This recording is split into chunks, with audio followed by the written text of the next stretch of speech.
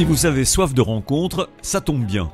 Nous allons vous parler aujourd'hui de brasseur, un métier qui refait surface, notamment au Pays Royannais avec pas moins de 4 micro-brasseries tenues par des passionnés. On ne le fait pas pour l'argent, ça c'est sûr. On fait ça plutôt par passion, on aime faire la bière. Ce qui s'est passé, c'est qu'il y avait beaucoup de brasseurs artisanaux en 1960 qui ont été tous absorbés ou qui ont arrêté avec l'essor de l'industrie brassicole. Maintenant, le chemin se fait à l'envers. Les gens, maintenant, préfèrent avoir quelque chose d'un peu plus atypique. Voilà, et tant mieux pour nous. 10% des brasseurs sont des brasseuses. Pauline, à Saint-Georges-de-Didonne, qui s'est lancée en début d'année, connaît l'histoire sur le bout des doigts. Historiquement, c'était un métier de femme. Historiquement, c'était les femmes qui étaient brasseuses. Il y a toute une légende assez intéressante qui raconte que c'est en fait des sorcières. Pas de sorcellerie, mais néanmoins un savoir-faire où les recettes du succès sont en permanence recherchées.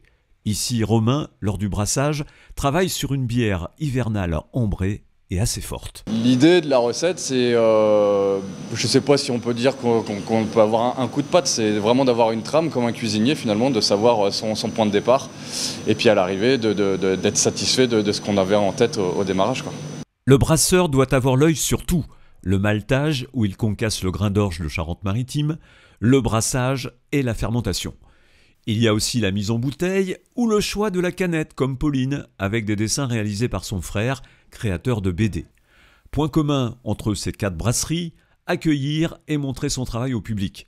En Pays Royannais, les amateurs de blondes, blanches, brunes, ambrées ont le choix car chaque brasserie propose des bières très différentes.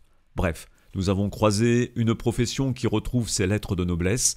Pourquoi pas un cadeau pour Noël, à consommer avec modération au pied du sapin.